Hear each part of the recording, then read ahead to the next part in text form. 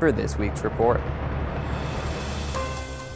Exeter to gain a public park downtown. The Conservation Commission is hosting a birding contest. Election season is upon us.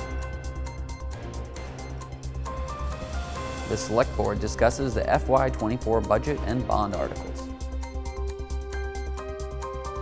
And an update from the Exeter Public Library. For Exeter TV, I'm Bob Glowacki, and this is the Exeter Biweekly Report. Let's get started.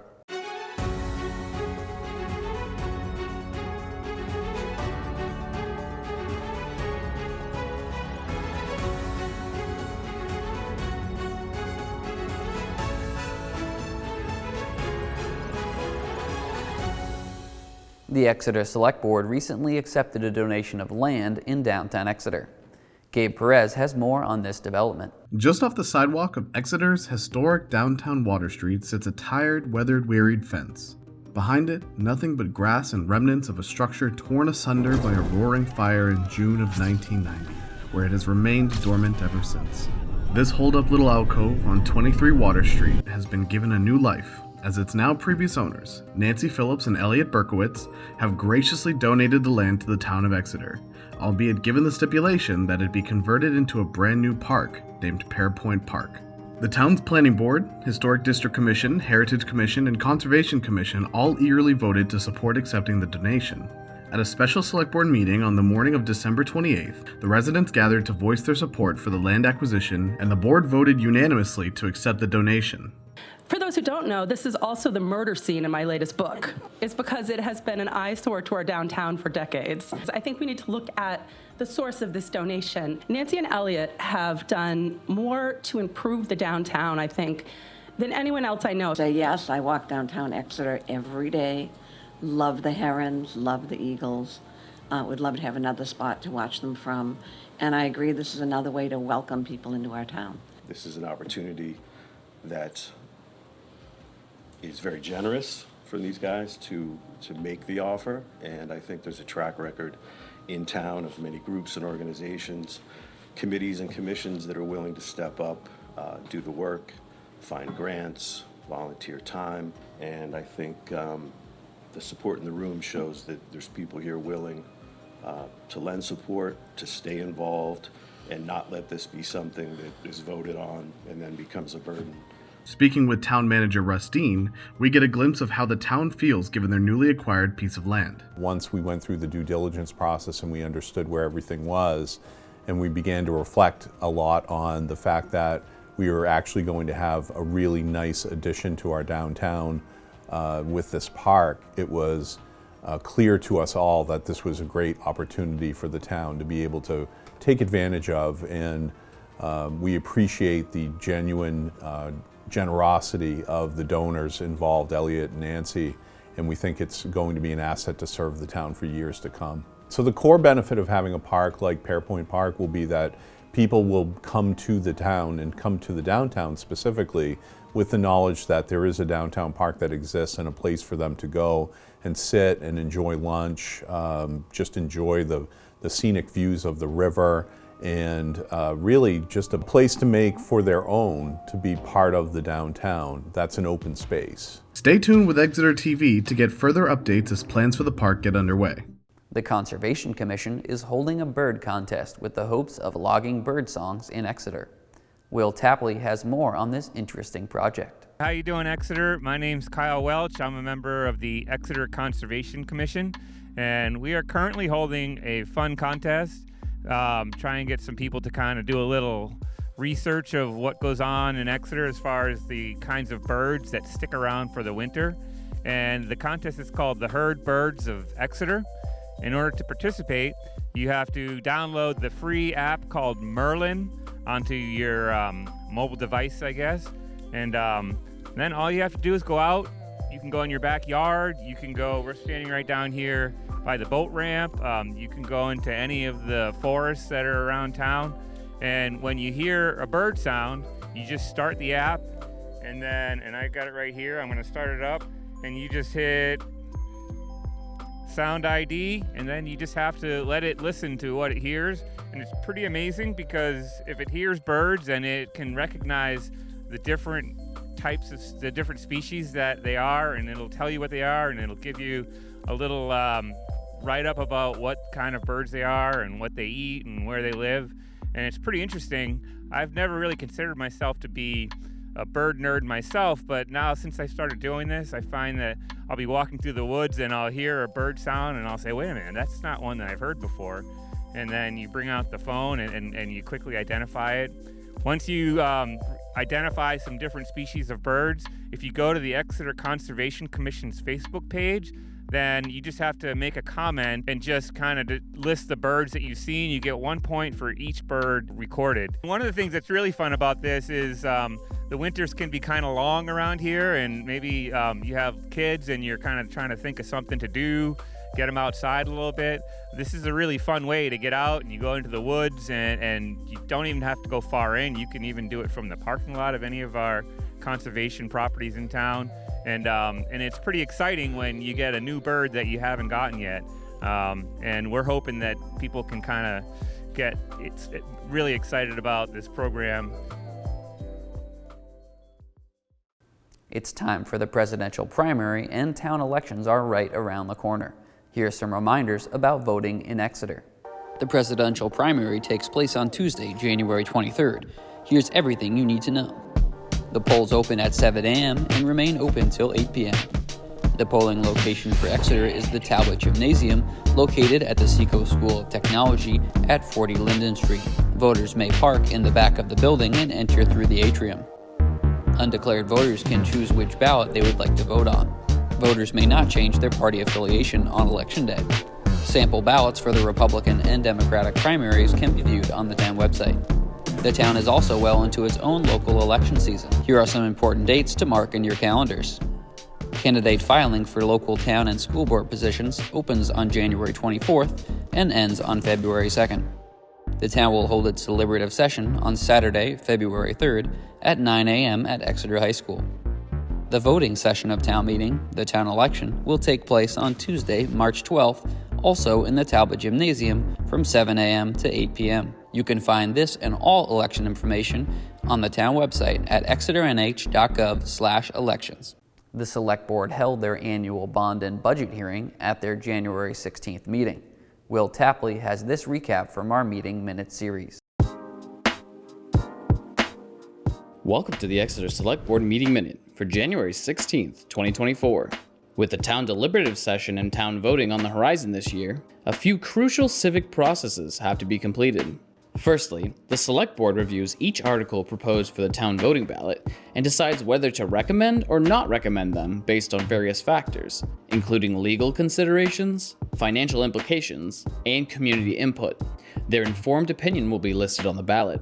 Following that, the town conducts a deliberative session. This is an open meeting where residents discuss and potentially amend proposed articles. It's a chance for the community to voice opinions, ask questions, and be informed. After the deliberative session, the articles move forward to be voted on by Exeter citizens on the ballot. This Select Board begins the process just described by deciding on which articles to recommend. Some of the articles discussed were the new police and fire substation for $17,522,500. The town proposed an article last year for the same project.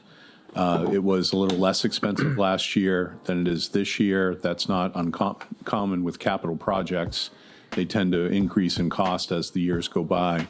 And the vote last year was very close. It needed 60% to pass. It fell short by 45 votes in a snowstorm during the town election. So we brought it back this year for another walkthrough and hopeful approval of this article. I really believe this is the right plan. I embrace this wholeheartedly.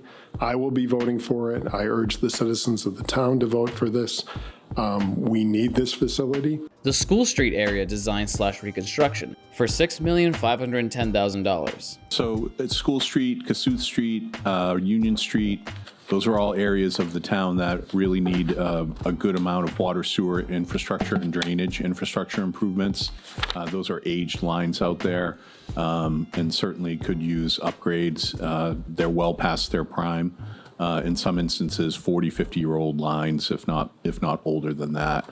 So one of the major pieces of this project is obviously the 35% debt forgiveness from the NHDES on the sewer portion of the project.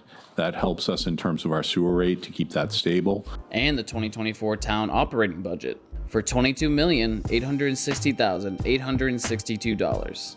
The cost to recruit and replace and then have to recruit and replace again is far greater than fairly reclassifying wages for long-term employees who have really performed well in Exeter. And I think that the board agreed that retention of our employees that we have and recruitment and keeping the employees that we recruit was important. So for those of you that kind of pay attention to what the percentage increase is year over year on budget, we made a conscious decision to go to 7.2 because we did not want to have empty departments.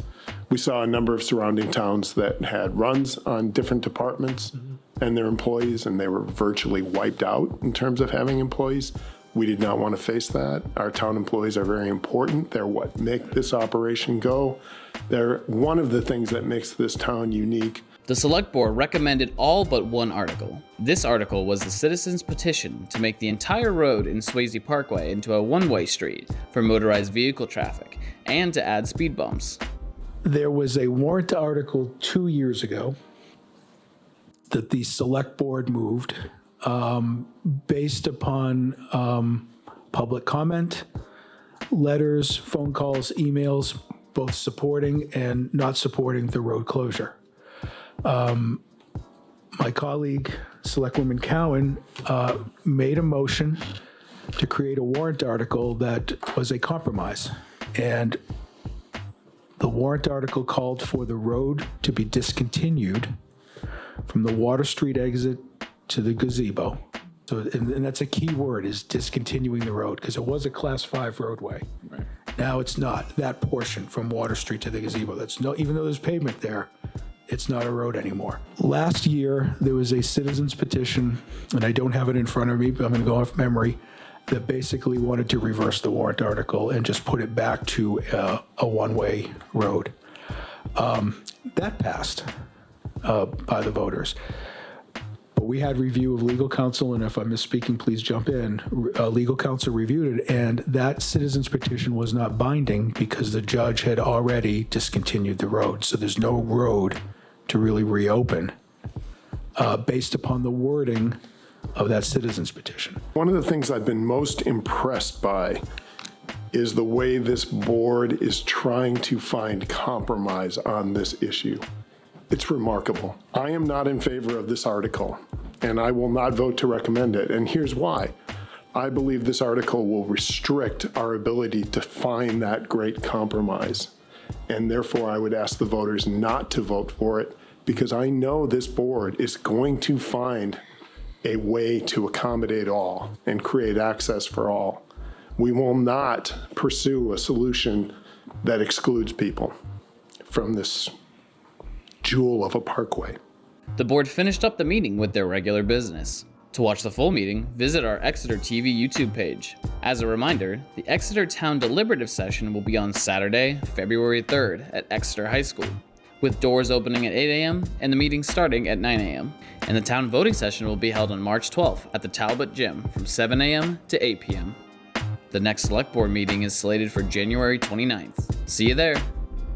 And finally, the Exeter Public Library is holding several events this winter and much more. Here's an update from the library.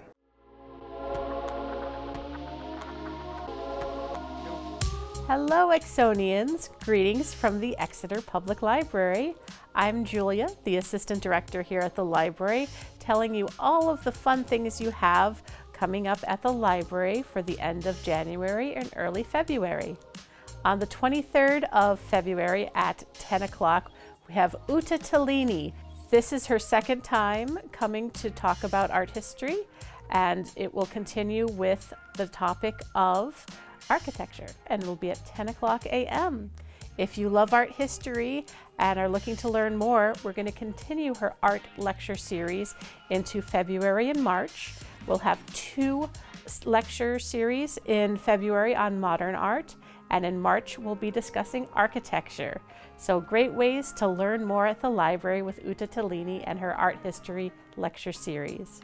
On Saturday, January the 27th at 10 o'clock at the library, you can meet Anne Frank. The library is hosting an event by the Exeter Area General Federation of Women's Club, and Cheryl Fay will be here in the guise of the wonderful Anne Frank. And she'll be talking about Anne Frank's life like Anne Frank was really talking with you in the same room. It should be a wonderful learning experience for all ages.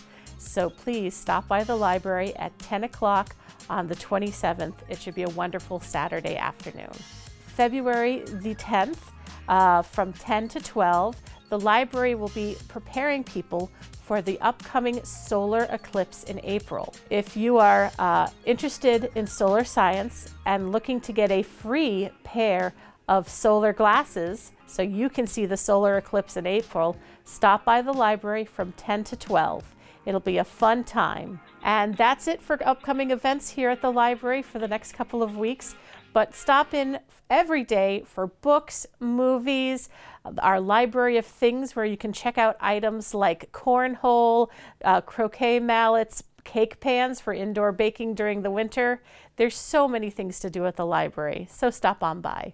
That does it for this week's report. Be sure to like, share, and subscribe to help us spread the word. And head over to the town website and subscribe to the town's email newsletter to get this show and other town news sent straight to your inbox. We'll be back on February 2nd for the next edition of the show. For Exeter TV, I'm Bob Glowacki, and this has been the Exeter Biweekly Report. Have a great weekend, Exeter.